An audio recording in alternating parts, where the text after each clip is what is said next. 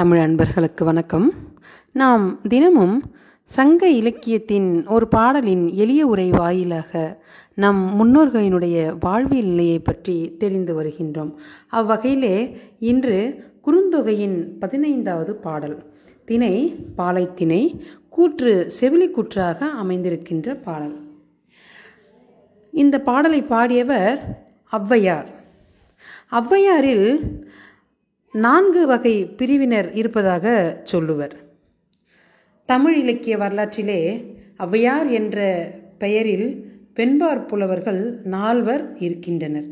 சங்க காலத்தில் வாழ்ந்து அதியமான் நெடுமான் அஞ்சியோடு நெருங்கிய தொடர்பு கொண்டு அவனை புகழ்ந்து பாடிய ஔவையார் மற்ற ஔவையார்களை விட காலத்தால் முந்தியவர் என்றும் கூறுவர்.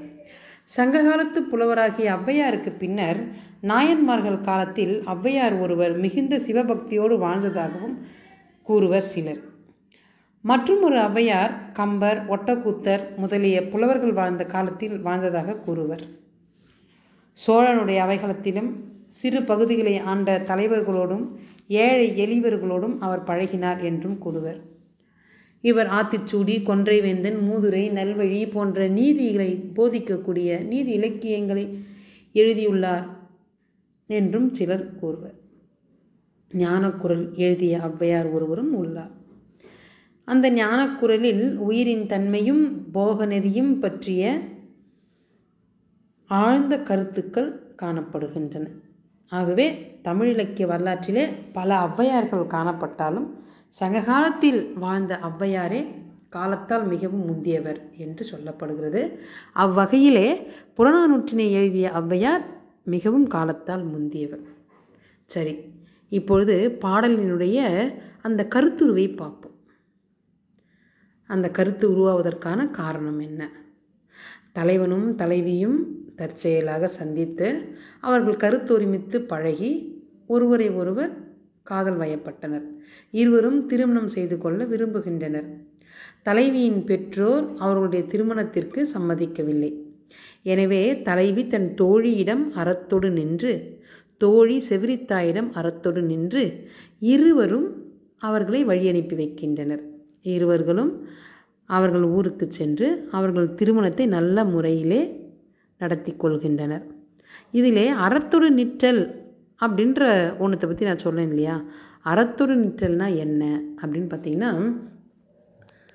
தலைவி தன்னுடைய காதலை தோழியிடம் சொல்லி, நான் இந்த ஆண்மகனை விரும்புகின்றேன் அப்படின்னு சொல்லிட்டு அவனோடு என் திருமணத்தை நடத்துவதற்கு நீதான் உதவி செய்ய வேண்டும் என்று அவள் தலைவி தன் தோழியிடம் கேட்பாள். தோழி என்ன பண்ணுவா? அதாவது தலைவியை வளர்த்த செவிலித்தாய் தான் தோழியினுடைய அம்மா. அவகிட்ட போய் சொல்லுவாள், இந்த மாதிரி தலைவி ஒருவனை விரும்புகின்றாள். இப்படி காதலை நல்ல முறையிலே வெளிப்படுத்தி தன்னுடைய காதலை நிறைவேற்றி கொள்ளுகின்ற தன்மை தான் அறத்தொடு நிற்றல் அப்படின்னு சொல்கிறது. அப்போது அந்த செவிலித்தாய் பார்த்திங்கன்னா அந்த தலைவன் தலைவனுடைய திருமணத்தை, அவர்களுடைய அந்த காதல் வயப்பட்ட திருமணத்தை பற்றி தலைவியின் பெற்றெடுத்த தாயாகிய நற்றாயிடம் போய் சொல்லுவதாக அமைந்த பாடல் தான் இப்பொழுது நாம் பார்க்க போகின்ற பாடல். சரி, முதலில் பாடலை பார்ப்போம். பறைபட பணிலம் ஆர்ப்ப இறை கொள்பு துன் மூதாளத்து புதியிற் தோன்றிய நாளூர் கோசர் நன்மொழி போல வாயாகின்றே தோழி ஆய் கழல் சேயிலை வெல்வேல் விடலையோடு தொகுவலை முன்கை படன் மடந்தை நட்பே அப்படின்னு சொல்லிட்டு செவிலித்தாய் கூற்றாக அமைந்த பாடல். சரி, பாடலின் பொருள், அதாவது அந்த தலைவன் இருக்கான் இல்லையா, அவன் அழகிய வீரக்கழலை, அதாவது கால்களில் வீரக்கழலை அணிந்திருக்கிறான், கைகளில் கூர்மையான வேலினை வைத்திருக்கிறான். அவனோடு சென்ற நம் தலைவி கையிலே முன்கையிலே வளையல்களை அணிந்தவள். அவளுடைய காதல் பார்த்திங்கன்னா உண்மையானது. எப்படி தெரியுமா உண்மையானது? நாளூர் என்கின்ற ஊரிலே ஒரு பழைய ஆலமரம் இருக்குது. அந்த ஆலமரத்தின் கீழே கோசர்கள் என்பவர்கள் தங்கியிருக்கிறாங்க. அந்த கோசர்களுடைய வாய்மொழி எப்படி உண்மையானதோ அதுபோல அவர்களுடைய காதலும் உண்மையானது. அது எப்போ தெரிஞ்சது தெரியுமா?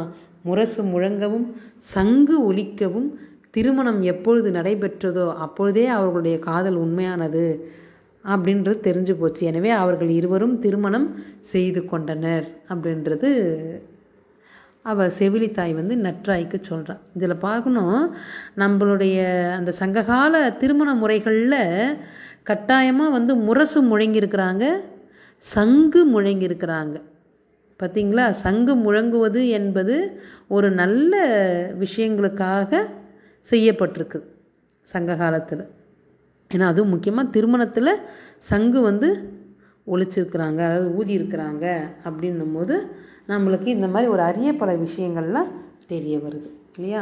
இதுபோல் சங்க இலக்கிய பாடல்களில் நாம் அரிய பல தகவல்களை தெரிந்து கொள்வதற்கு, முன்னோரினுடைய வாழ்வியல் நிலையை தெரிந்து கொள்வதற்கு இதுவரையிலும் இந்த சேனலை சப்ஸ்கிரைப் செய்யாதவர்கள் சப்ஸ்கிரைப் செய்து அனைவருக்கும் பகிர்ந்து தமிழின் பெருமையை உலகறியச் செய்வோம். ஏனால் தமிழின் பெருமையை, சங்க இலக்கியங்களின் பெருமையை உலகறிய செய்ய வேண்டும் என்பதற்காக ஆரம்பிக்கப்பட்ட சேனல் தான் இது. வாழ்க தமிழர், வளர்க நம் தமிழ்மொழி. நன்றி, வணக்கம்.